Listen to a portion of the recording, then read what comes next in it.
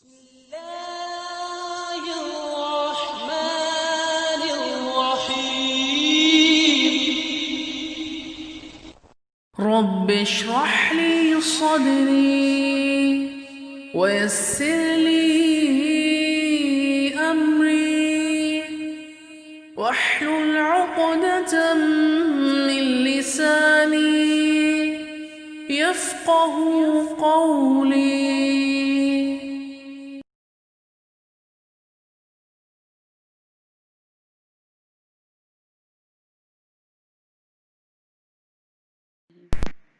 अस्सलामुअलैकुम स्टूडेंट्स, मैं मिस अर्शी, आप लोगों की मैथ्स टीचर। आप लोग सोच रहे होंगे काफ़ी अरसे के बाद याद आया, लेकिन इसके लिए मैं माज़रत चाहती हूँ। लेकिन इंशाअल्लाह ताला अब कंटिन्यू आप लोगों के लिए वीडियो अपलोड करके आपको लोगों का सिलेबस जो है वो मुकम्मल करवा दूँगी इंशाअल्लाह ताला। बेटा, मैंने तो पूरी कोशिश की है कि आप लोगों को आसान से मुश्किल की तरफ लेके चलूं। पहले आप लोगों के लिए आसान टॉपिक्स जो है वो चूज किए हैं मैंने, जो कि आप लोगों ने 6 में भी पढ़े हैं, 7th में भी पढ़े हैं, और उसके बाद जो है वो उसको थोड़ी सी जो है वो डिफिकल्ट तरीके से, डिफरेंट तरीके से वो 8th क्लास में एज सच वो चैप्टर्स अब भी मौजूद हैं। उन चैप्टर्स को मैंने सेलेक्ट किया है। तो जो फर्स्ट चैप्टर जो मैंने सेलेक्ट किया है उसका जो है वो नाम है सेट्स। डेफिनेशन मुझे मालूम है आप लोगों को डेफिनेशन वगैरह सब आती होगी, लेकिन क्या है कि अब इन डेफिनेशंस को जो है वो थोड़ा सा हमें जो है वो डिफरेंट तरीके से, it's depend upon up to your standard. You are in 8th class, that's why आपका स्टैंडर्ड भी थोड़ा सा जो है वो हाई हो गया है। अब चीजों को आपको थोड़ा सा हटके और अपने आप को अपग्रेड करके देखना पड़ेगा। डेफिनेशन में कोई तब्दीली नहीं है, डेफिनेशन जो है वो वही सब है। A set is a group of collection of distinct well defined objects। यानी सेट जो है वो कलेक्शन है, मजमुआ है बहुत सारी चीजों का, ठीक है। और डिस्टिंक्ट मीनिंग क्या है डिस्टिंक्ट की? Different. The meaning of distinct is different, well defined, जो कि आप जिसको बहुत अच्छी तरीके से जो है वो डिफाइन कर सकते हैं। एक सेट जो है उसमें आपके पास जो है वो एक नंबर भी हो सकता है, एक से ज्यादा नंबर्स भी हो सकते हैं, बट वो होगा सेट। लेकिन इस सेट के अंदर आपको दो चीजें जो है वो आप लोगों के लिए प्रॉब्लम करेंगी। एक जो वर्ड यूज हो रहा है यहाँ पर डिस्टिंक्ट, और दूसरा जो वर्ड यूज हो रहा है वो है वेल डिफाइंड। पहले हम जो है वो डिस्टिंक्ट को जो है वो डिफाइन करने की कोशिश करते हैं। डिस्टिंक्ट यानी डिफरेंट। फॉर एग्जाम्पल एफ एक सेट है, उस सेट के अंदर 1 3 5 7 9। डिस्टिंक्ट का मतलब मैंने आप लोगों को मीनिंग क्या समझाए हैं, क्या बताए हैं? डिफरेंट। और ये तो आप लोगों ने 6 में और 7th में पढ़ चुके हैं कि सेट्स हमेशा जो है जो लिखे जाते हैं वो कर्ली ब्रैकेट के अंदर लिखे जाते हैं, और उसके अंदर जो नंबर्स लिखे जाते हैं ये क्या कहलाते हैं? ये एलिमेंट्स भी कहलाते हैं और मेंबर्स भी कहलाते हैं। तो यहाँ पर डिस्टिंक्ट एक ऐसा सेट जिसमें जितने भी एलिमेंट्स मौजूद हैं वो तमाम के तमाम क्या होने चाहिए? डिफरेंट होने चाहिए। अब f is equal to 1 3 5 7 9, these are all numbers but the numbers are different। यही चीज क्या कहलाती है? डिस्टिंक्ट कहलाती है। दूसरी बात, डिस्टिंक्ट में आपके पास जो है वो ना सिर्फ डिफरेंट बल्कि जो आपके स्टेटमेंट को जो है वो साबित करे कि जो आप कह रहे हैं वो ही आप लिख रहे हैं। डिस्टिंक्ट क्या है?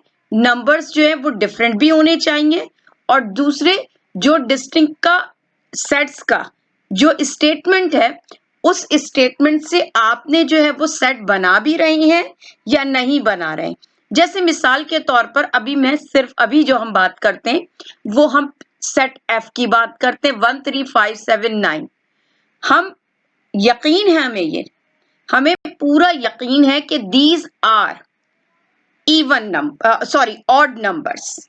ये तमाम के तमाम जो है वो ऑड नंबर्स हैं। इससे आपको कोई जो है वो आप डिसएग्री नहीं करेगा। इसमें एज सच यहाँ पर there are 5 elements and all elements are odd. ये जितने भी एलिमेंट्स हैं ऑड हैं। आप कहेंगे या कोई और कहेगा, ये रहेंगे ऑड ही नंबर्स। ठीक है। अच्छा, इसकी एग्जाम्पल हम और देखते हैं। एक और ब्रैकेट है हमारे पास, एक और सेट है जिसका नेम जो है वो क्या है, y है। 3 5 7 9 5। अब ऑल दी नंबर्स, लेकिन यहां पर एक प्रॉब्लम आ रही है। प्रॉब्लम क्या है यहाँ पर? The number is repeating. Number कौन सा? Number 5 is repeating. और हम यहाँ पर ये कहते हैं कि अ set is a group of collection. बिल्कुल ठीक है, ये एक सेट है। कैसे पता चला ये सेट है? क्योंकि इसके अंदर इसमें जो है वो आपके पास कर्ली ब्रैकेट यूज किया गया है। दूसरी बात, यहाँ पर कलेक्शन है। Collection mean there are so many numbers. So many number, there are 5 number, more than 1, more than 2, 5 numbers हैं। ठीक है, पहली बात।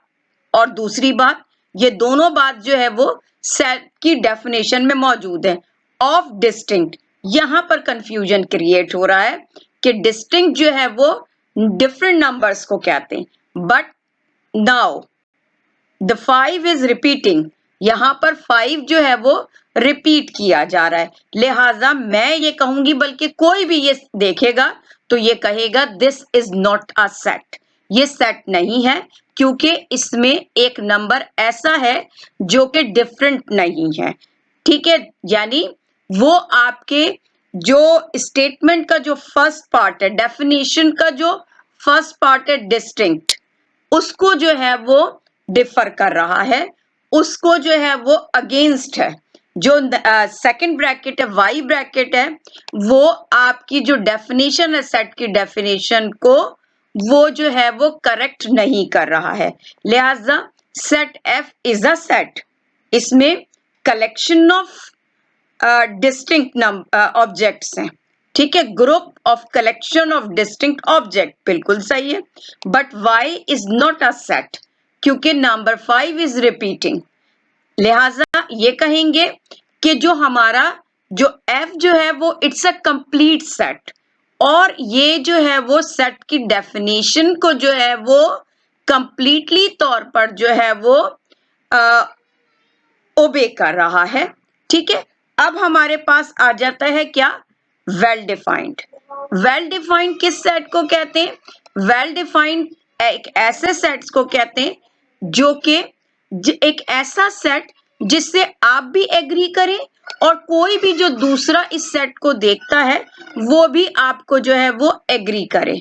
ठीक है, अब जैसे मिसाल के तौर पर यहां पर जो है वो मैं ले रही हूं वेल डिफाइंड में G is equal to 3 6 9 and 11। ठीक है, यहां पर एक चीज जो है वो बिल्कुल जो है वो सही है। वो क्या है? ये डिस्टिंक्ट है।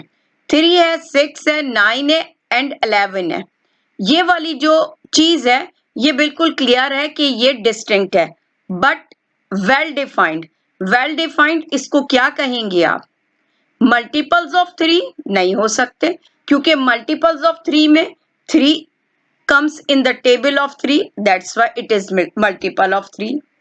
6 also comes in the table of 3, that's why this is also a multiple of 3.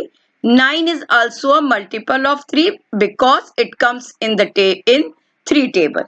But what about 11? 11 को हम कहाँ शामिल करें? 11 तो हो ही नहीं सकता।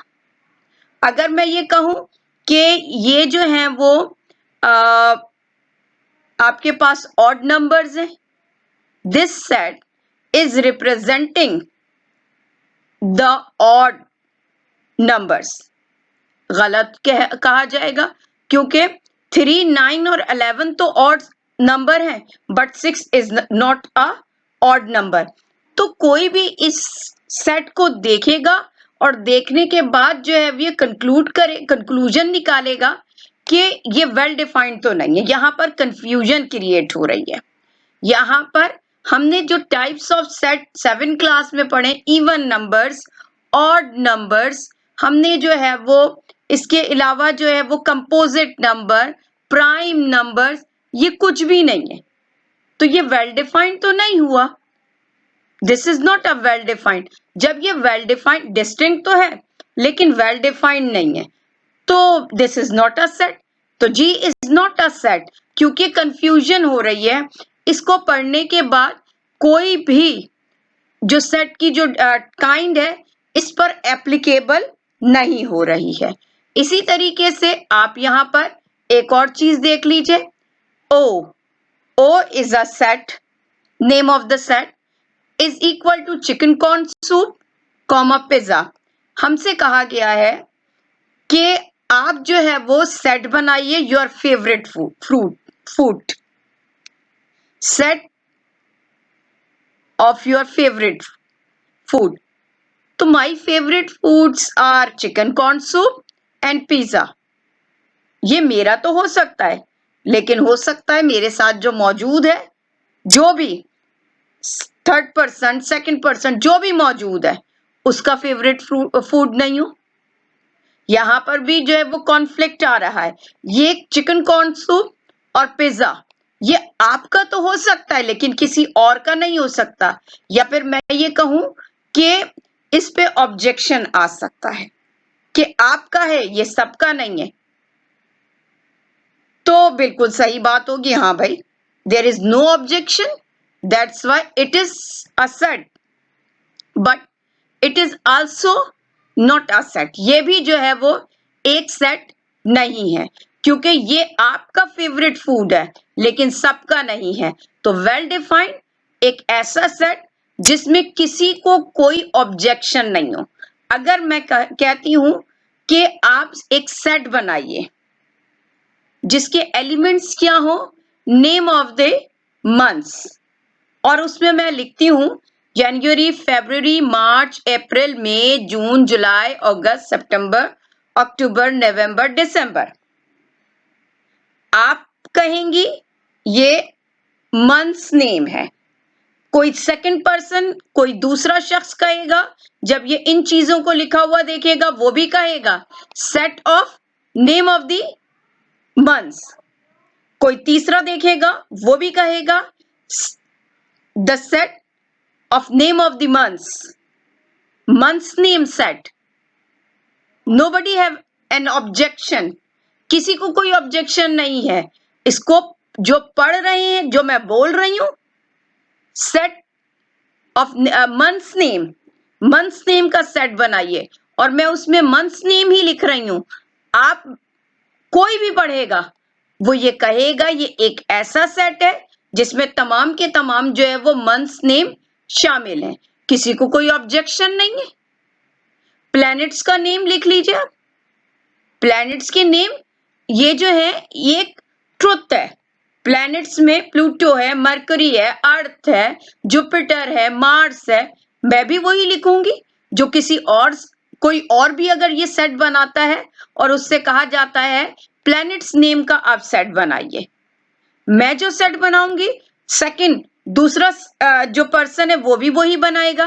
कोई third, fourth, fifth, six, seven, तमाम लोग जो है वो वही सेट के एलिमेंट्स लिखेंगे जो मैं लिखूंगी। उसमें किसी को कोई ऑब्जेक्शन नहीं हो सकता है।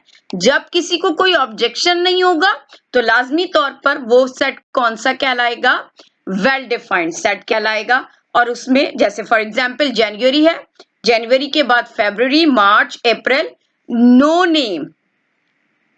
Name will not be repeated. कोई नाम जो है वो रिपीटेड नहीं होगा, तो इसका मतलब ये है वो डिस्टिंक्ट भी हो गया और वो वेल डिफाइंड भी हो गया।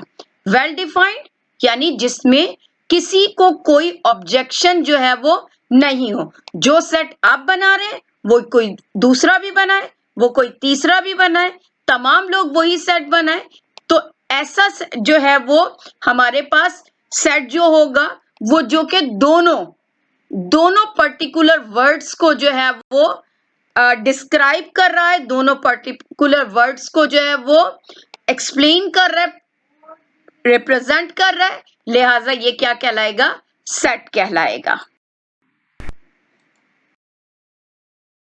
अब आप लोग आ जाइए कि रिप्रेजेंटेशन ऑफ सेट्स, सेट्स को किस तरीके से रिप्रेजेंट किया जाता है।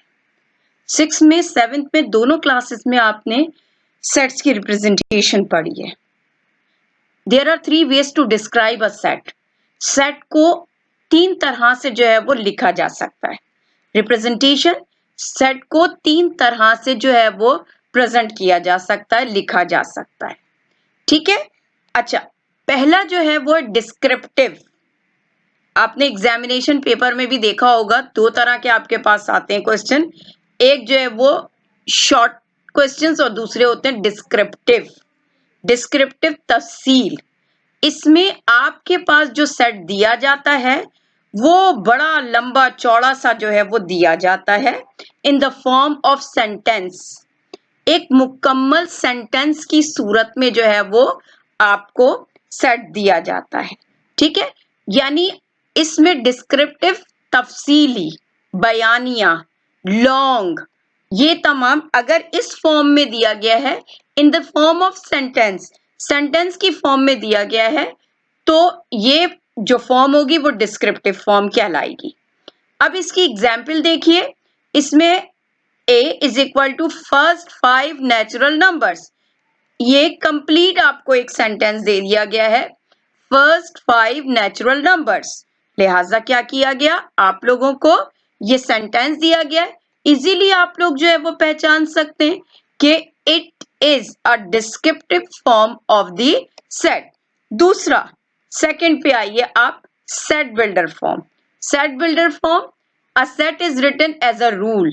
रूल के तहत आपको जो है वो सेट दिया जाएगा, जिसमें एक आपको सिंबल दिया जाएगा, सच दैट, एक सिंबल दिया जाएगा जिस सवाल में, जिस क्वेश्चन में, जिस सेट में ये जो सच दैट का जो साइन दिया जाएगा वो आप इजीली पहचान सकते हैं कि वो कौन सी फॉर्म है, सेट बिल्डर फॉर्म है। देखिए, a is equal to under bracket x, ये जो 2 डॉट्स नजर आ रहे हैं, ये जो दीज 2 डॉट्स जो हैं ये क्या कहलाते हैं, सच that. x such that is a natural number. Natural numbers कौन से नंबर्स होते हैं, the numbers which start from the 1, जो 1 से शुरू होते हैं, पता नहीं कहां जाके खत्म होते हैं, बट स्टार्टिंग नंबर इज 1, वो नेचुरल नंबर। एंड x, अब देखिए आपके पास जो सिंबल नजर आ रहा है, क्लास 1 से पढ़ते चले आ रहे हैं आप लोग, लेस देन 6, 6 से छोटे, लेस देन 6 नेचुरल नंबर्स आपने लिखने हैं। नेचुरल नंबर्स कौन से लिखने, जो 6 से छोटे हैं। जब आप सेट बनाएंगे तो सेट की फॉर्मेशन में you will not be include the number 6। तो इसकी क्या पहचान हो गई, इसकी पहचान है सेट बिल्डर फॉर्म की, ये जो दो डॉट्स हैं जो कि सच दैट कहलाते हैं, ये जहां पर मौजूद होंगे, जिस सेट में मौजूद होंगे, वो सेट की फॉर्म जो होगी वो सेट बिल्डर फॉर्म। नेक्स्ट अब देखिए हमारे पास जो आ रहा है वो है tabular form. Tabular form, a set with the elements of the set written directly, यानी जो डायरेक्टली जिसको सेट बनाकर लिखा जाए। हमने पहले देखा कि उसमें बाकायदा तौर पे सेंटेंस दिया गया था। दूसरा जो है वो सेट बिल्डर फॉर्म थी। सेट बिल्डर फॉर्म में आपके पास सच दैट की साइन इस्तेमाल हुई थी, वो भी मुकम्मल तौर पर सेट को एक्सप्लेन नहीं कर पा रही थी फॉर्म। दिस फॉर्म, ये फॉर्म जो है वो मुकम्मल तौर पे आपके सेट को डिस्क्राइब करती है, एक्सप्रेस करती है, एक्सप्लेन करती है। ये फॉर्म टेबुलर फॉर्म, इसमें बाकायदा तौर पर जो है वो नंबर्स को कॉमास के साथ लिखा जाएगा। For example a is equal to 1 2 3 4 5, ये 5 नंबर्स हैं। अब हम सेट की डेफिनेशन को अगर अपने माइंड में रखते हैं तो कोई भी इंसान, मैं होंगी, कोई और होगा, तो ये कहेगा इसकी जो जो पर्टिकुलर प्रॉपर्टीज थी सेट की, जो पर्टिकुलर 2 वर्ड्स जो इस्तेमाल हो रहे थे, distinct and well defined. Distinct, कोई भी नंबर रिपीट नहीं हो रहा, लिहाजा ये डिस्टिंक्ट। फर्स्ट जो इसकी जो डेफिनेशन के अंदर जो आपके पास वर्ड यूज हो रहा था डिस्टिंक्ट, ये सेट जो है वो उस डिस्टिंक्ट जो वर्ड है उसको मुकम्मल तौर पर जो है वो एग्री करता है। दूसरा वेल डिफाइंड, मैं देख रही हूं, मैं भी ये कहूंगी these are 5 numbers, 5 natural numbers. ये क्या है? First 5 natural numbers. किसी से भी कह लीजिए, किसी को भी दिखाएंगे, इस सेट के अंदर कोई कंफ्यूजन नहीं है। सभी आपको ये कहेंगे कि ये जो है सेट, ये कौन सा सेट है? ये जो है वो नेचुरल नंबर्स का, फर्स्ट 5 नेचुरल नंबर का सेट है। तो इसलिए इस सेट को, ये जो सेट है टेबुलर फॉर्म जो है सेट की, ये जो टेबुलर फॉर्म है ये मुकम्मल तौर पर सेट की डेफिनेशन को क्या करती है? सेट की डेफिनेशन से एग्री करती है। आई होप कि ये वाली चीज आपके जो है वो समझ में आ गई होगी। नेक्स्ट हम आ जाते हैं क्या? नेक्स्ट टॉपिक है हमारा types of set. Types of set में हमें डिफरेंट टाइप्स पढ़नी है, जो कि प्रीवियसली आप हो सकता है पढ़ के भी आए हो, लेकिन अब जो है वो आपको यहाँ पर दोबारा पढ़नी है। पहली जो आपके पास सेट है वो है एम्प्टी सेट। एम्प्टी मतलब खाली सेट, एक ऐसा सेट जिसमें कोई एलिमेंट मौजूद नहीं हो, जिसमें कर्ली ब्रैकेट बिल्कुल खाली हो। बिल्कुल खाली सेट जो होगा वो क्या कहलाएगा? एम्प्टी सेट कहलाएगा। या यूं कह लीजिए एक ऐसा सेट जिसका जवाब इस दुनिया में जो है वो कोई भी नहीं दे सकता। एक ऐसा सवाल, एक ऐसा सेट बनाए जो दुनिया का कोई शख्स नहीं बना सकता, ऐसा सेट जो है वो एम्प्टी सेट कहलाता है। इसको बराबर में जो इसकी साइन है, या तो कर्ली ब्रैकेट, खाली कर्ली ब्रैकेट, ये भी रिप्रेजेंट करता है किसको? एम्प्टी सेट को। या फिर जीरो के ऊपर एक लंबी लाइन डाल दीजिए जिसको हम फाई कहते हैं। ये सिंबल का नाम जो है वो क्या है? फाई है। ये भी जो है वो रिप्रेजेंट करता है किसको? ये एम्प्टी सेट को रिप्रेजेंट करता है। एग्जाम्पल में है a is equal to integers between 0 and 1। वो नंबर्स, इंटीजर्स आर नंबर्स, वो नंबर्स लिखने जो कि 0 और 1 के दरमियान में आते हों। 0 और 1 के दरमियान में आने वाले जो नंबर्स हैं वो आपने लिखने। 0 और 1 के सेंटर में कोई नंबर नहीं आता है। अच्छा, एक और चीज यहाँ, हालांकि आगे मैंने जो है वो इंटीजर्स की डेफिनेशन को जो है वो एक्सप्लेन किया है, लेकिन यहाँ पर भी मैं टच करती हुई चलती हूँ कि इंटीजर्स जो होते हैं ये पॉइंट्स में नहीं होते हैं। हालांकि 0 और 1 के, 0 एंड 1 के दरमियान पॉइंट्स में तो नंबर आ सकते हैं, डेसिमल नंबर तो आ सकते हैं, बट डेसिमल नंबर इंटीजर्स नहीं होते। इन्होंने कहा है कि इंटीजर्स लिखें जो कि क्या हो सकते हैं? इंटीजर्स जो कि पॉजिटिव हो सकते हैं, नेगेटिव हो सकते हैं, लेकिन इट कैन नॉट डेसिमल, वो डेसिमल नहीं हो सकते। अगर ये कहते हैं डेसिमल नंबर बिटवीन 0 एंड 1, सब लिख देंगे 0.1, 0.2, 0.3, 0.4, 0.5, 0.6 अप टू सो ऑन, ये लिखा जा सकता है। बट 0.1 जब पॉइंट आ रहा है तो these number are called decimal number. लेकिन यहाँ तो इंटीजर्स दिया गया, और इंटीजर्स जो है वो पॉजिटिव और नेगेटिव नंबर्स होते हैं। तो 0 के बाद जो डायरेक्टली नंबर आता है वो 1 आता है। 0 के बाद जो है वो 0 और 1 के सेंटर में, मिड में कोई और नंबर जो है वो नहीं आता है। जी, नेक्स्ट टॉपिक है हमारा, नेक्स्ट टाइप जो है वो सेट की, वो है finite set. A set containing only a finite number of element. एक ऐसा सेट जिसके अंदर जितने भी एलिमेंट्स हैं, जो नजर आ रहे हैं एलिमेंट्स, उनके एक्चुअल नंबर आपको पता होने चाहिए। फॉर एग्जाम्पल, एक सेट है, उसके अंदर एलिमेंट्स 4 हैं, 5 भी हो सकते हैं, 6 भी हो सकते हैं, बट काउंटेबल हो, सामने नजर आ रहे हो, जिसको आप काउंट कर सकते हो। इस तरह के जो सेट्स होते हैं वो कौन से सेट्स कहलाते हैं? Finite set. एग्जाम्पल है C is equal to, C is the name of the set, is equal to x such that x। Last मैंने आपको बताया 2 डॉट्स जो हैं वो रिप्रेजेंट करते हैं सच दैट को, लेकिन एक जो लंबी लाइन जो होती है, it also represent the such that is a square number. Square number means अगर आपके पास एक नंबर है, उसी नंबर से वो मल्टीप्लाई होगा, तो जो आंसर आएगा that is called square number. For example, 1 multiply by 1 is equal to 1। 1 is a square of 1. 2 multiplied by 2 is equal to 4. 4 is a square of 2, and you can say that 4 is a double of 2. 3 multiplied by 3 is equal to 9. 9 is a double of 3. 9 is a square of 3. 4 multiplied by 4 is equal to 16. 16 is a square of 4. These are the square numbers. इसी का आपको क्या बनाना है? Set बनाना है। तो less than 20, 20 से छोटे हमने नंबर्स कौन से लिखने? 20 से छोटे नंबर्स लिखने।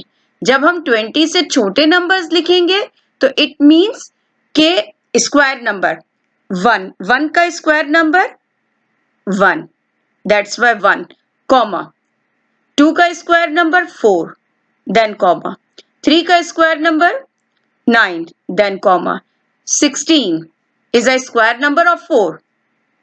It is the last square number. क्योंकि हम किस पे अब होगा?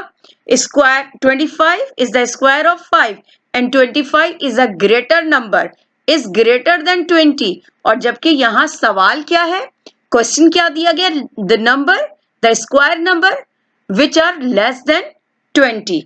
तो less than 20 में 16 will be the last number. अब आ जाइए आप, नेक्स्ट है infinite number.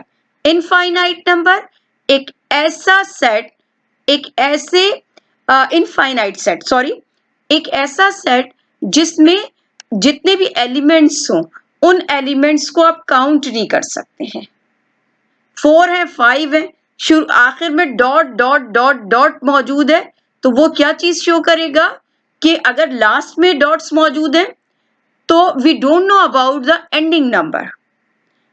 If these dots are at the first position initially, that we can say that we don't know about the starting number. यानी ये dots अगर शुरू में हो या लास्ट में हो तो ये कंफ्यूजन क्रिएट कर रहे हैं कि जो शुरू में ये डॉट्स हैं तो हमें नहीं पता स्टार्टिंग नंबर्स कितने हैं। जब कितने हैं नंबर का हमें नहीं पता, तो जब नहीं पता तो इसके लिए हम क्या टर्म यूज करते हैं? Infinite set. यही डॉट्स जब उठ के लास्ट में चले जाते हैं, it means ending numbers. We don't know about the ending numbers, how many numbers are in the end of the question, we don't know. We don't know, it means this set is called infinite set. For example, d is equal to x such that x। देखें अब यहां पर 2 dots हैं, ये भी such that को show कर रहे हैं, लाइन भी सच दैट को शो करती है, 2 डॉट्स भी सच दैट को शो करते हैं। Is an integer. Integer, last मैंने आपको बताया integers are the numbers, both positive and negative, both numbers are called integers. लेकिन 0 is not an integer. Keep it in your mind. 0 is not an integer. All positive numbers and all negative numbers are called integer, but 0 is not an integer. X greater than 10. Set जो बनाना है ऐसे integers का बनाना है, ऐसे numbers का बनाना है जो कि क्या हो, ग्रेटर देन 10, 11, 12, 13, 14, 15। कहाँ तक जाएं मुझे तो नहीं पता चला, एंडिंग नंबर नहीं पता मुझे। जब मुझे किसी चीज के बारे में नहीं पता है तो नहीं पता के लिए क्या यूज किया जाता है, infinite set.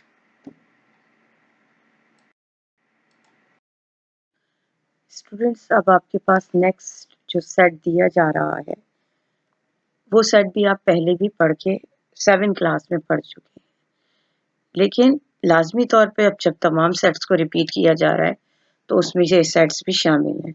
Disjoint set, disjoint sets, इसमें सेट्स ये प्लूरल है, इसमें भी आपको दो सेट्स का होना जरूरी है। अगर आपके पास दो सेट्स होंगे दोनों को कंपैरिजन किया जाएगा और कंपैरिजन करने के बाद जो है वो फाइनली आपको ये डिसाइड करना है कि ये सेट्स जो हैं वो डिसजॉइंट हैं या नहीं है।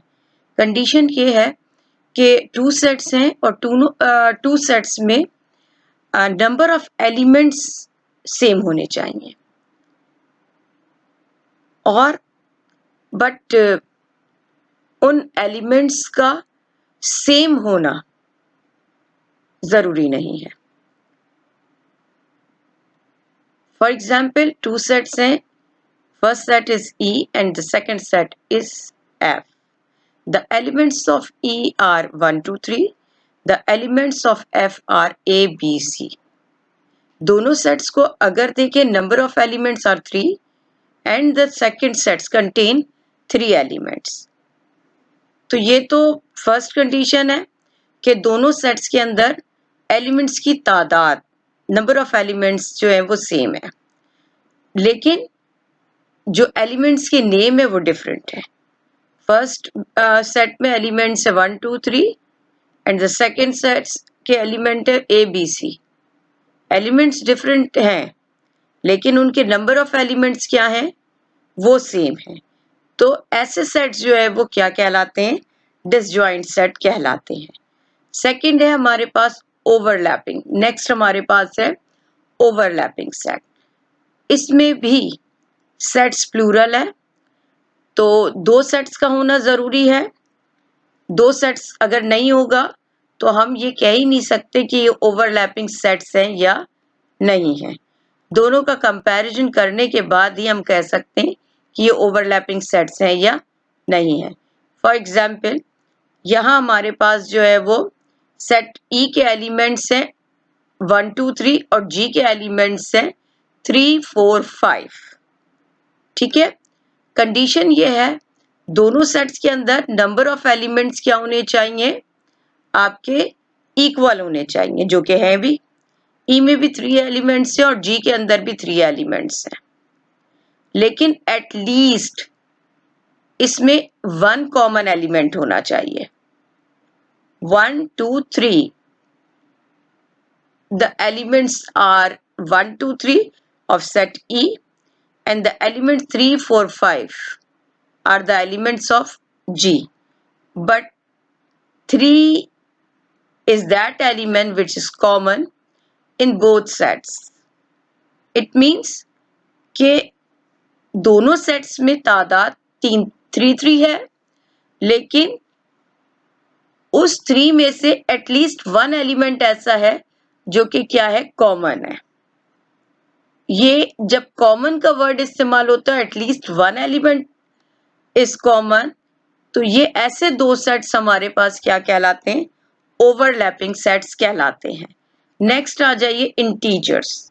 इंटीजर्स हमारे पास वो नंबर्स, इंटीजर्स नंबर्स होते हैं, राउंड नंबर्स होने चाहिए जिसको हम कहते हैं होल नंबर्स। होल नंबर्स जो कि क्या हो, ना तो हमारे पास डेसिमल में हो या फिर ना ही हमारे पास फ्रैक्शन में हो। All positive numbers and negative numbers are called integers. Positive numbers और नेगेटिव नंबर्स जो है वो इंटीजर्स कहलाते हैं, लेकिन ये पॉजिटिव और नेगेटिव नंबर्स का क्या होना चाहिए, कि ये ना तो डेसिमल में होना चाहिए यानी पॉइंट में 0.1, 2.7, 3.6 और ना ही फ्रैक्शन होना चाहिए. Fraction, the relation between the two numbers which are numerator and denominator, it is called fraction. Numerator और डेनोमिनेटर के दरमियान जो एक रिलेशन होती है जो कि ऊपर और नीचे अपवर्ड एंड डाउनवर्ड साइड पर लिखी जाती है, सेंटर में एक लाइन होती है. ऐसे दो नंबर जो कि ऊपर और नीचे लिखे जाए, अपवर्ड एंड डाउनवर्ड पोजीशन पे लिखे जाए, तो ऐसे टू नंबर्स क्या कहलाते हैं? फ्रैक्शन कहलाते हैं. तो इंटीजर्स पॉजिटिव हो सकते हैं, नेगेटिव हो सकते हैं, but not in the fraction, not in the decimal form. ठीक है.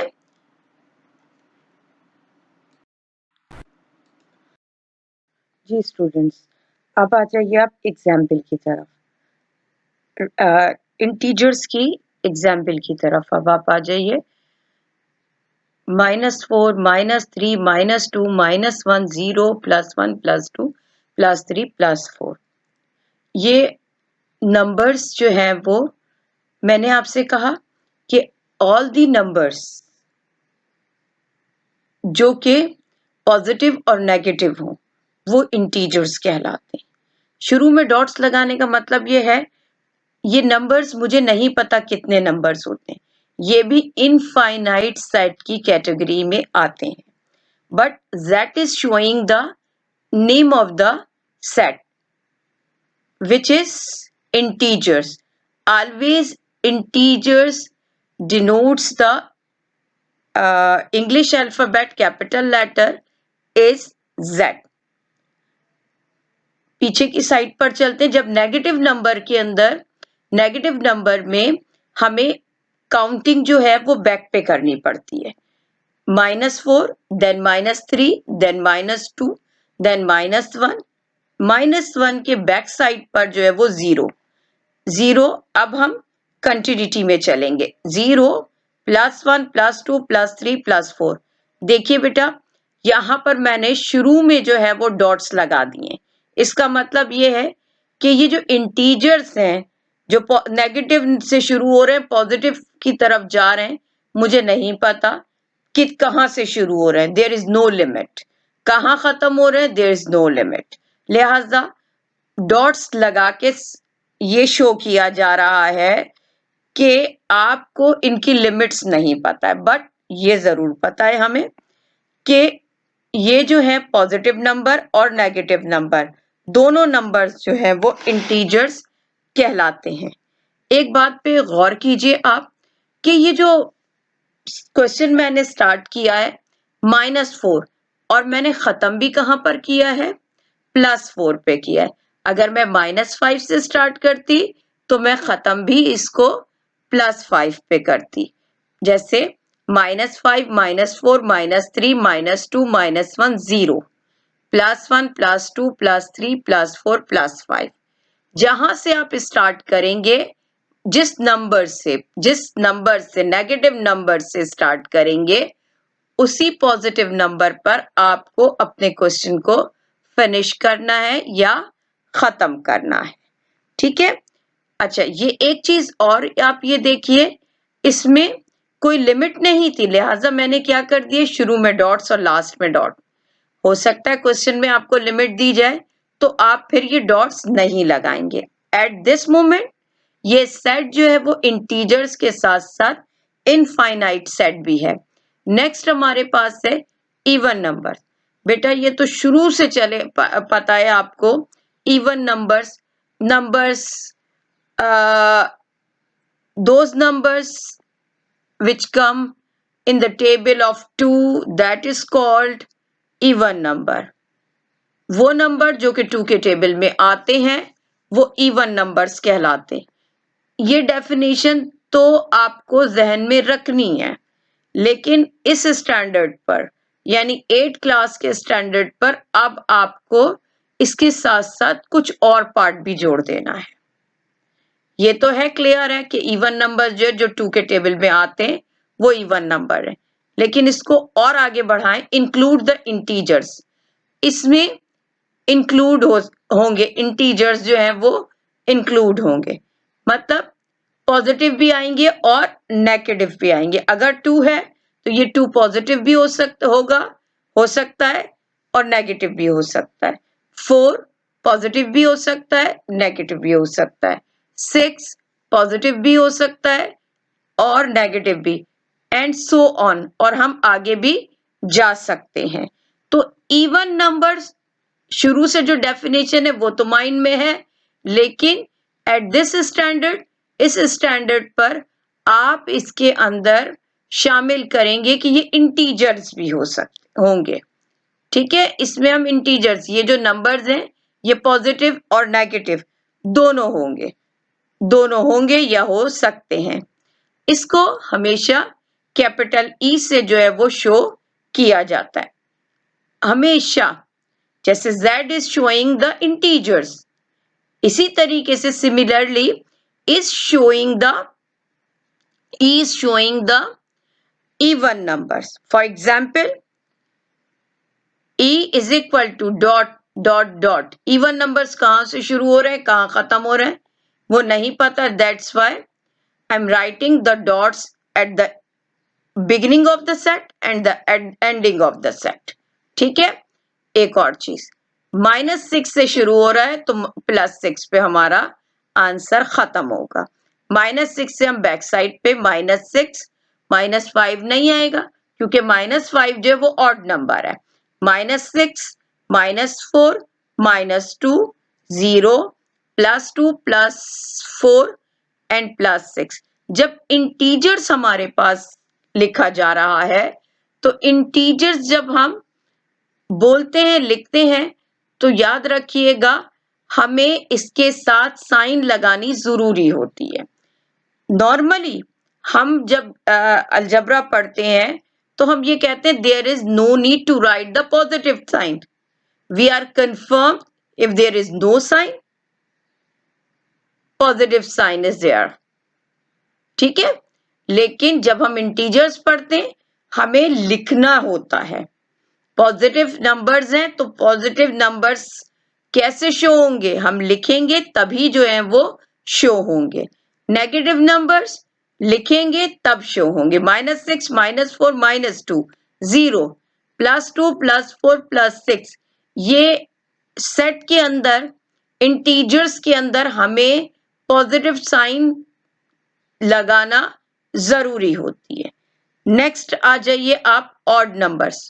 पुरानी डेफिनेशन है, इसको भी अपने जहन में रखिएगा कि जो 2 के टेबल्स में जो नंबर्स नहीं आते हैं वो ऑड नंबर्स कहलाते हैं. लेकिन इसको एक स्टेप हम आगे बढ़ेंगे, इंक्लूड द इंटीजर्स. इसमें हम इंटीजर्स शामिल करते हैं.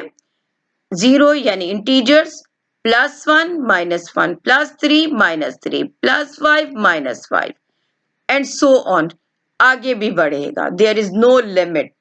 तो इट मींस ये भी फाइनाइट सेट ही में शामिल किया जा सकता है. इसको हम रिप्रेजेंट किससे करते हैं, O.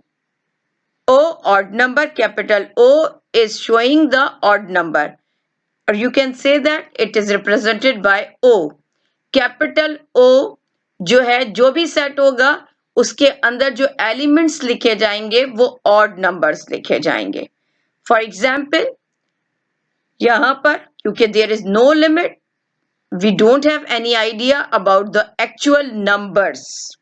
That's why I'm writing the dots beginning and ending on both sides. ठीक है, -7, -5, -3. मैं फिर आपको बता रही हूं, माइनस में हम बैक साइड पे चलते हैं.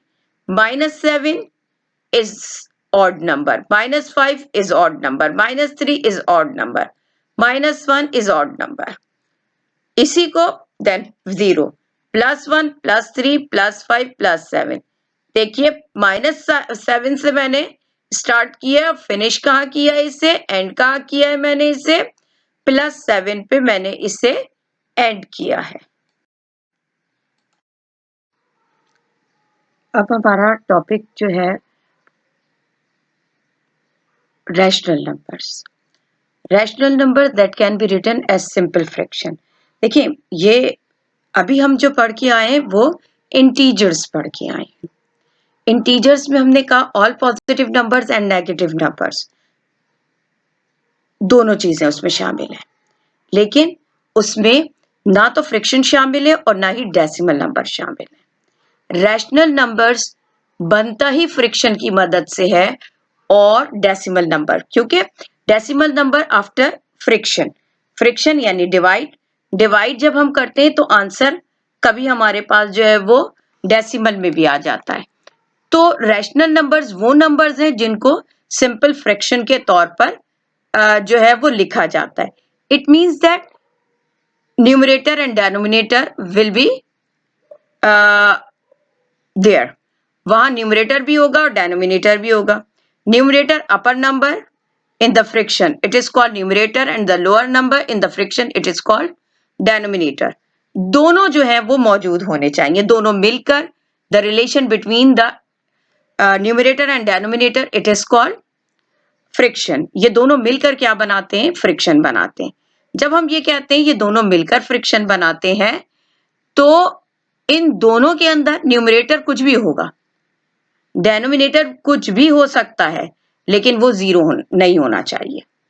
अगर डेनोमिनेटर जीरो हो गया है तो इट मीन्स कि वो रैशनल नंबर की कैटेगरी से निकल जाएगा।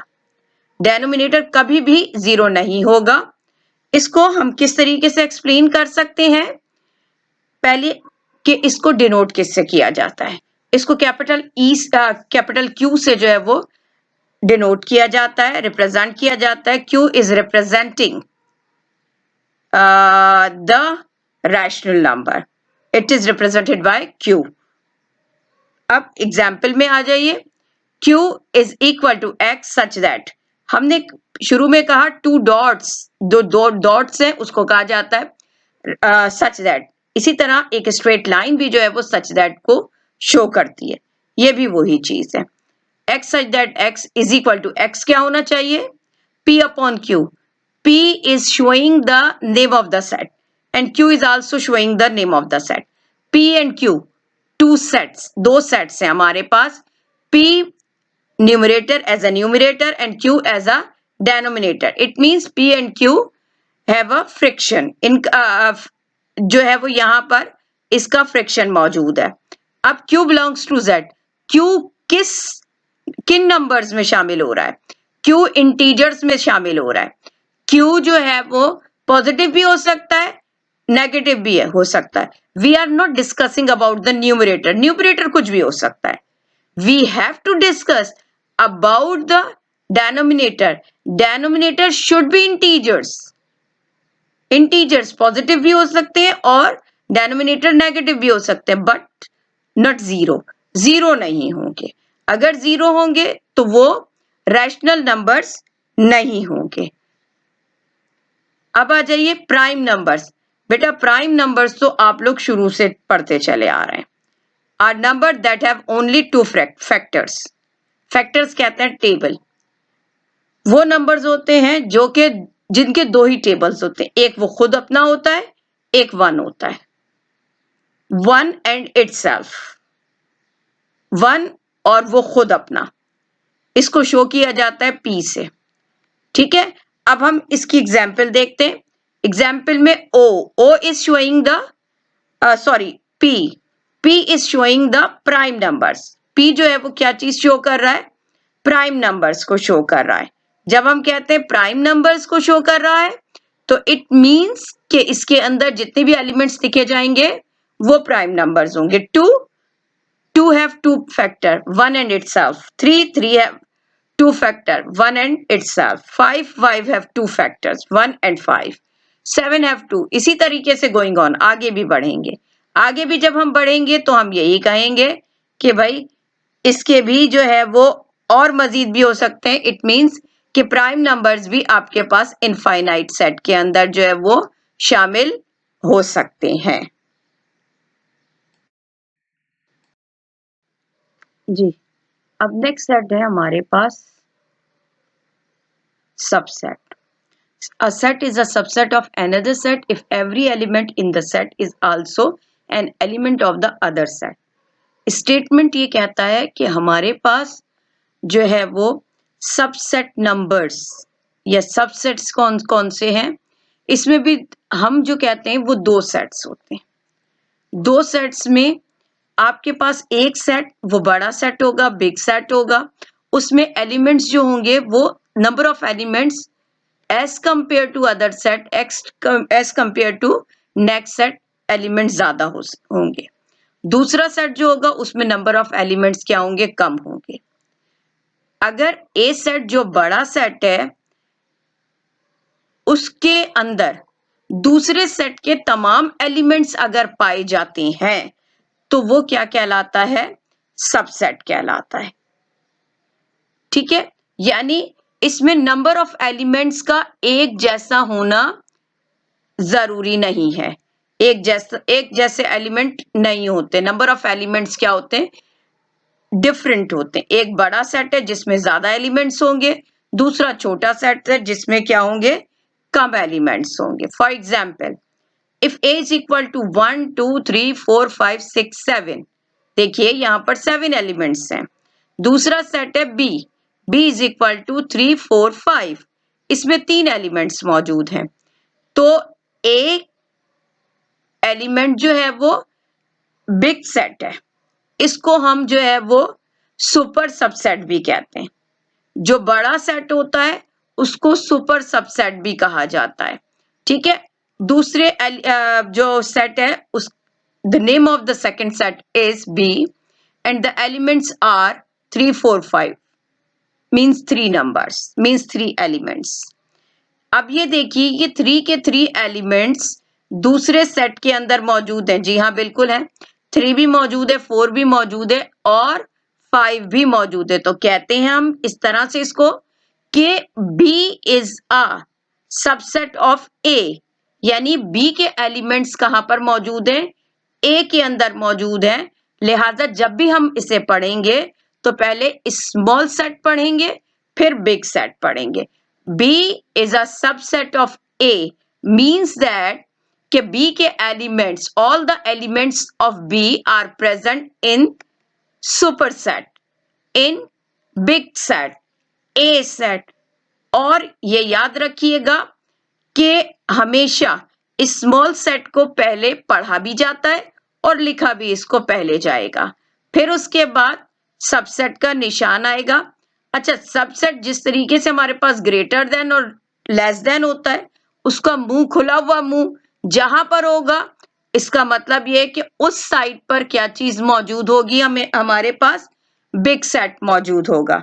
देखिए यहां पर के जो मुंह है सेट का, जिसको सबसेट का, या जिस साइड पर भी होगा वहां पर बिग सेट लिखा जाएगा। देखिए पढ़ किस तरह से रहे हैं, B is a subset of A, यानी all the elements of B are present in element in set A।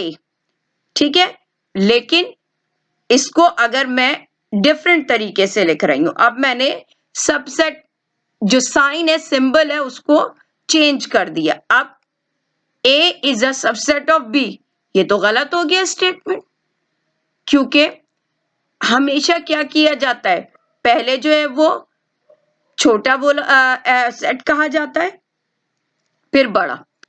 अब हम इसको इस तरह से नहीं पढ़ेंगे, हम ये पढ़ेंगे A is a super set of B, यानी A के अंदर तमाम एलिमेंट्स जो है वो मौजूद हैं किसके, B के। और जब हम ये कहते हैं कि B is a subset of A, कि B के तमाम एलिमेंट्स A में मौजूद हैं, लिहाजा पहले क्या किया गया, B को लिखा गया, देन A को लिखा गया। A की साइड पर सबसेट का वो पार्ट जो है वो सिंबल बनाया गया जिसका मुंह खुला हुआ जिस साइड पर होगा वहां पर बड़ा सेट लिखा जाएगा। नेक्स्ट दोबारा मैं रिपीट कर रही हूं कि A, अगर मैं बड़ा सेट पहले लिखती हूं तो मैं इसको सबसेट की फॉर्म में नहीं पढ़ूंगी, मैं पढ़ूंगी A is the super set of B, यानी A के अंदर तमाम एलिमेंट्स मौजूद हैं किसके, B के मौजूद हैं। ठीक है, अच्छा, अब आ जाइए इसकी टाइप की तरफ। First type of subset is proper set. Proper subset, proper subset is a subset that contains all the elements of the super subset। यानी प्रॉपर सबसेट वो सेट है जब जिसमें इसमें भी जब सबसेट की बात आएगी तो दो सेट्स होंगे, बट दोनों के अंदर नंबर ऑफ एलिमेंट्स क्या होंगे, डिफरेंट होंगे। एक के अंदर अगर एलिमेंट ज्यादा है तो दूसरे के अंदर जो है वो कम होंगे। ठीक है, तो ये कहते हैं कि जो प्रॉपर सबसेट है वो एक ऐसा सबसेट है जिसके अंदर तमाम के तमाम जो है वो एलिमेंट्स कहां पर मौजूद होंगे, सुपर सबसेट के अंदर मौजूद होंगे। लेकिन सुपर सबसेट के अंदर जो है वो प्रॉपर सबसेट के तमाम के तमाम एलिमेंट्स मौजूद होंगे, लेकिन एक एलिमेंट जो है वो ऐसा होगा, but the super subset contain at least one element not present in the subset, जो कि सबसेट के अंदर नहीं होगा। ठीक है, इसको आप किस तरीके से पढ़ेंगे, ए 1 2 3 4 1 2 3 यानी बी के एलिमेंट्स तमाम मौजूद हैं ए के अंदर, लेकिन एटलीस्ट एक एलिमेंट ऐसा है जो बी का जो है जो इससे डिफरेंट होगा। ठीक है, तो हम इसे किस तरह से, B is a proper subset of A। B is a proper subset of A, यानी ये जिस साइड पर होगा जहां पर ये होगा कि वहां पर जिधर इसका मुंह खुला हुआ होगा वहां पर बिग सेट जो है वो लिखा जाता है। अब सबसेट में और प्रॉपर सबसेट में जस्ट एक लाइन का फर्क है, जो कि सिंबल के नीचे लाइन लगी होती है तो वो क्या कहलाता है, सबसेट। लेकिन अगर वो लाइन मौजूद नहीं है तो वो कहलाता है, क्या है, प्रॉपर सबसेट। डिफ्रेंशिएट करेंगे हम इसको, जब भी हम इसको डिफ्रेंशिएट करेंगे तो हम ये जरूर देखेंगे कि बी के एलिमेंट्स तो मौजूद होंगे, लेकिन क्या होगा, एटलीस्ट एक एलिमेंट होगा जो कि एक्स्ट्रा होगा। एटलीस्ट दो भी एक्स्ट्रा हो सकते हैं, 3 भी एक्स्ट्रा हो सकते हैं, लेकिन एटलीस्ट जो है वो यहाँ पर वर्ड इस्तेमाल, कम से कम एक जो है वो डिफरेंट होगा जो मौजूद नहीं होगा। जी स्टूडेंट, नेक्स्ट सेट की सबसेट की जो टाइप है वो है इम्प्रॉपर सबसेट।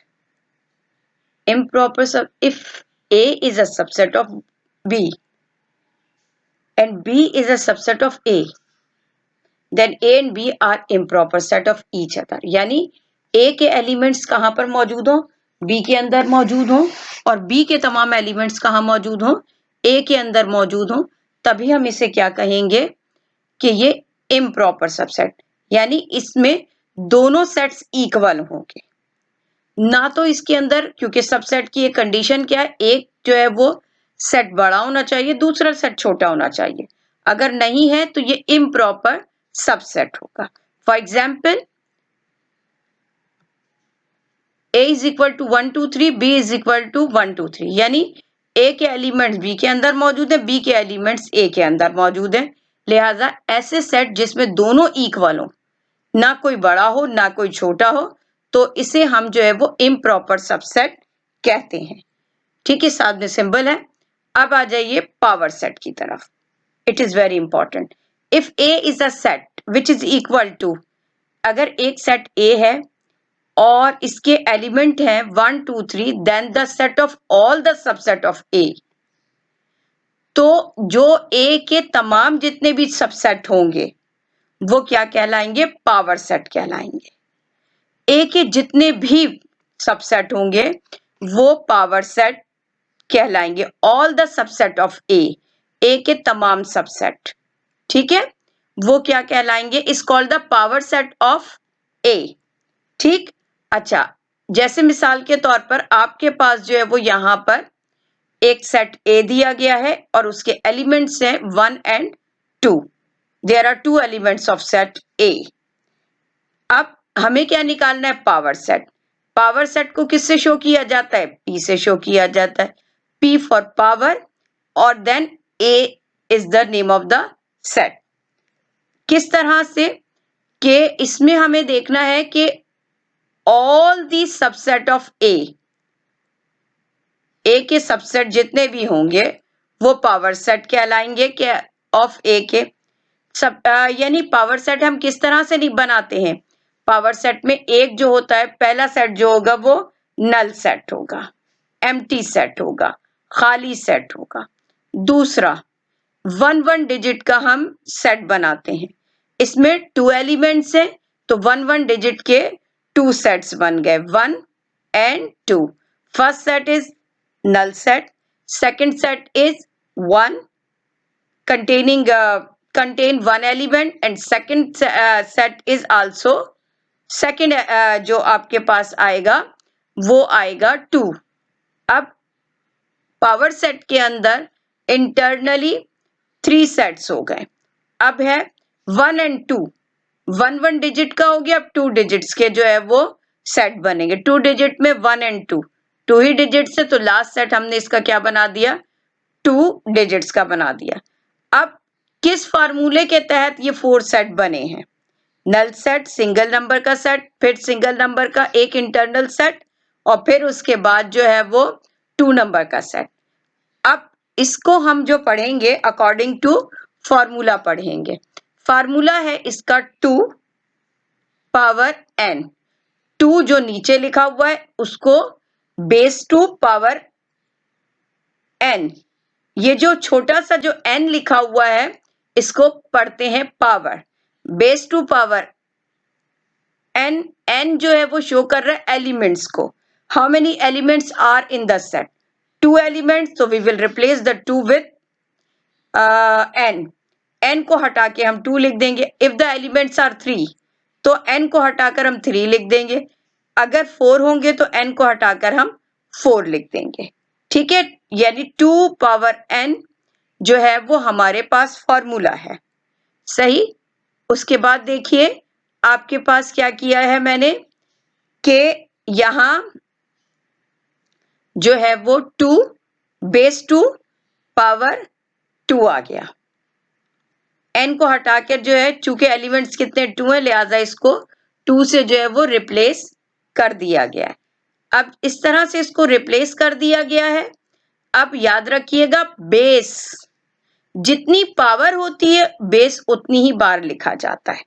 ठीक है, जैसे यहां पर देखिए is equal to 2 multiply by 2, base 2 जो कि बड़ा होता है, पावर 2 ऊपर लिखी जाती है, छोटी लिखी जाती है।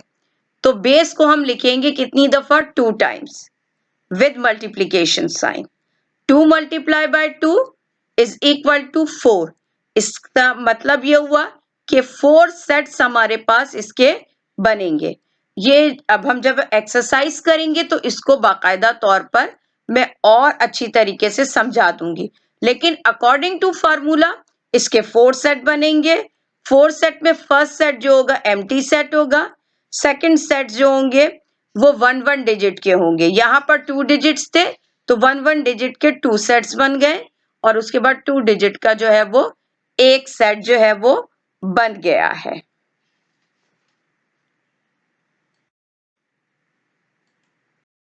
जी स्टूडेंट, अब जो हम पढ़ने जा रहे हैं वो है ऑपरेशन ऑफ सेट। 2 ऑपरेशंस हम पढ़ेंगे यहां पर, यूनियन एंड इंटरसेक्शन।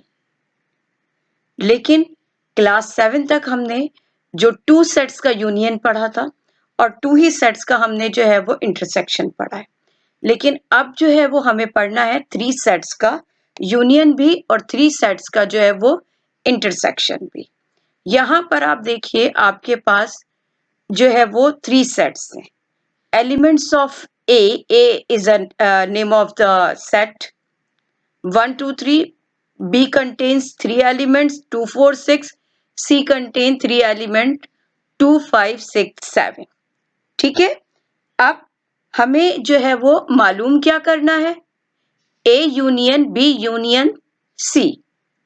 यहां पर अब पैरेंथेसिस इस्तेमाल हो रही है, स्मॉल ब्रैकेट इस्तेमाल हो रहा है, और ये बात तो आप शुरू से समझ चुके हैं, समझते आ रहे हैं कि किसी सवाल में अगर आपको ब्रैकेट दिया गया है तो ब्रैकेट सॉल्व्स फर्स्ट, ब्रैकेट पहले सॉल्व होता है, फिर उसके बाद जो है वो rest of the part of the question will be solved.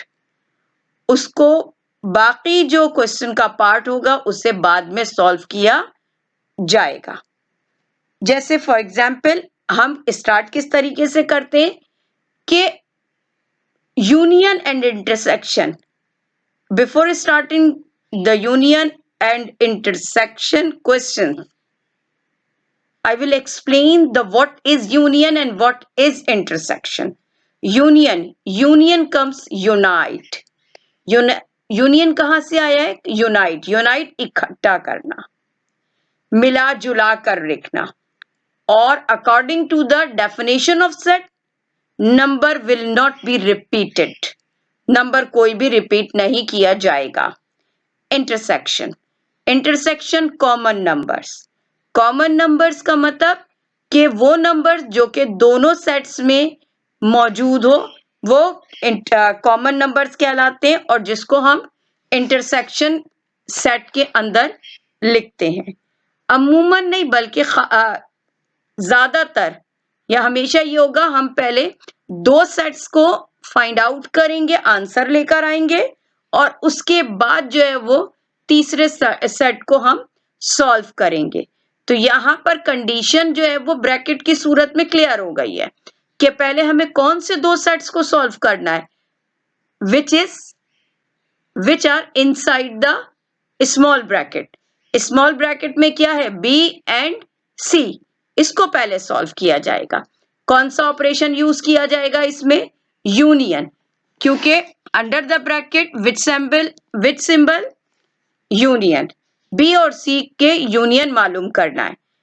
अब इसकी सोल्यूशन की तरफ हम आगे बढ़ते हैं। हमने क्या किया? सोल्यूशन को लिखा और देन क्वेश्चन हमने रीराइट कर लिया, दोबारा लिख लिया। A union under bracket B union C. We will solve B union C first. ठीक है, बी यूनियन सी मीन पहले कौन सा जो है वो सेट लिखा जाएगा? बी का सेट लिखा जाएगा। फिर उसके बाद कौन सा सेट लिखा जाएगा? सी का सेट लिखा जाएगा। देखिए, याद रखिएगा कि बी यूनियन सी जो है वो पहले सॉल्व किया जाएगा। अब मैंने क्या किया? बी के सेट लिख दिया यूनियन, देन फिर मैंने लिख दिया सी का सेट। अब क्या होगा? बी और सी दोनों के नंबर्स को, दोनों के एलिमेंट्स को एक साथ, we will write the elements of B and C together, एक साथ। How many number of elements in B set? 3 and 4 are the elements in C. तो 4 and 3 कितने हो गए? 7 हो गए।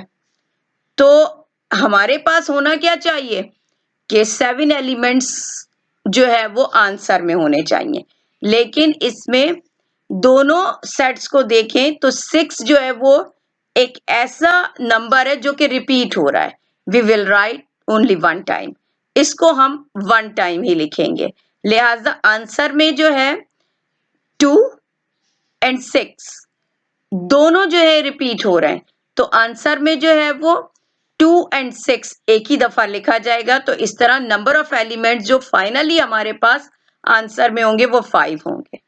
ठीक है, और जब हम बी यूनियन सी को यूनाइट करके लिखते हैं, आंसर लेकर आते हैं, तो we will write the elements sequentially. हम सीक्वेंस में लिखेंगे क्योंकि ये नंबर काउंटिंग है। 2 then 4 then 5 then 6 then 7, ये हमारे पास बी यूनियन सी का आंसर आ गया। ठीक है, हमने सॉल्व कर लिया। अब हम क्या करेंगे? अब हम दोबारा क्वेश्चन उतारेंगे, दोबारा क्वेश्चन उतार लिया, अब हम रिप्लेस करेंगे। पहले तो हमने सिर्फ जो है वो ब्रैकेट को सॉल्व किया, अब हम दो सेट हमारे पास थे, ब्रैकेट के अंदर दो सेट थे, दोनों को हम सॉल्व कर चुके हैं, आंसर लेकर आ चुके हैं। अब मजीद हम कौन से दो सेट सॉल्व करेंगे, एक तो करेंगे ए और दूसरा करेंगे बी यूनियन सी का, क्योंकि बी यूनियन सी को सॉल्व कर चुके हैं। Just we replace the answer in place of bracket, in place of B union C, B union C की जगह बी यूनियन सी का हमने जो है वो आंसर लिख देंगे। ठीक है, जैसे फॉर एग्जाम्पल यहां पर जो है वो ए के एलिमेंट्स क्या थे, 1 2 3, फिर यूनियन है, यूनियन लिख दिया गया, क्योंकि दोनों सेट्स के दरमियान सिंबल का लगाना जरूरी है। जो सिंबल क्वेश्चन में वही सिंबल यूज होगा। यूनियन है क्वेश्चन में, पहले ए है, ए का आंसर ए के सेट लिख दिया, फिर यूनियन है, यूनियन लिख दिया गया, फिर है B union C, B union C bracket में, जो कि हम ऊपर सॉल्व कर चुके हैं। हमने क्या किया, जस्ट इसका आंसर रिप्लेस कर दिया। अब इन दोनों जो सेट्स का हमें क्या करना है, आंसर लेकर आना है। यूनियन है, यूनाइट करके लिखेंगे, और नंबर जो है वो कोई भी नंबर रिपीट नहीं होगा। 1 2 we will write one time, then 3, then 4, then 5, then 6, then 7। ये तो हो गया हमारे पास यूनियन। ठीक है, यूनियन यानी यूनाइट करके हमने लिख दिया। अब हम किसकी एग्जाम्पल देख लेते हैं, अब हम देखेंगे किसकी, एक और एग्जाम्पल, और हम अब उस देखेंगे इंटरसेक्शन की एग्जाम्पल। मैंने जो एग्जाम्पल में जो सेट्स लिए वो एज इट इज है, यूनियन में जो मैंने लिए थे सेट्स वही मैंने इंटरसेक्शन में लिए। मालूम क्या करना है अब हमें, find A intersection under bracket B intersection C, यानी अंडर ब्रैकेट में क्या है, B intersection C, which to bracket will be solve first, B and C, just because of bracket, bracket को हम पहले ही सॉल्व करते हैं। तरीका, मेथड क्या है, सॉल्यूशन लिखा गया, देन हम क्या करेंगे, क्वेश्चन उतार लेंगे। क्या है question, A intersection B under bracket B intersection C. Solve हम पहले किसे करेंगे, देखिए एरो आपको ये शो कर रहा है कि bracket will be solve first, पहले सॉल्व किया जाएगा। एलिमेंट्स उतार लें, बी पहले लिखा हुआ है लिहाजा बी के एलिमेंट्स पहले लिखे जाएंगे, सी बाद में लिखा हुआ है, सी के एलिमेंट्स जो है वो बाद में लिखे जाएंगे। जब हम एलिमेंट्स को लिख लेंगे फिर उसके बाद जो है वो हम इंटरसेक्शन मालूम कर लेंगे। इंटरसेक्शन मीन कॉमन एलिमेंट्स जो है वो हम लिख लेंगे, जैसे बी 2 4 6, सी 2 5 6 7, और कॉमन क्या है इनमें, 2 and 6, दोनों में कॉमन है, दोनों में जो आ रहा है वो 2 and 6। नेक्स्ट स्टेप में सवाल क्वेश्चन दोबारा लिख दिया गया, फिर उसके बाद अब हम क्या करेंगे, ए के एलिमेंट्स उतारेंगे, देन इंटरसेक्शन का साइन लगाएंगे, और फिर बी इंटरसेक्शन सी जो कि हमने ऊपर सॉल्व किया हुआ है उसका आंसर जो है वो रिप्लेस कर देंगे। देखिए 1 2 3 are the elements of A, then intersection sign, और बी इंटरसेक्शन सी का जो आंसर हमने ऊपर मालूम कर चुके हैं वो हमने रिप्लेस कर दिया ब्रैकेट की जगह 2 and 6। अब दोनों में कॉमन देखिए, 2 इज द कॉमन नंबर, 2 जो है वो कॉमन है हमारे पास, दोनों में आ रहा है, लिहाजा ये 2 जो है वो हमारा आंसर होगा।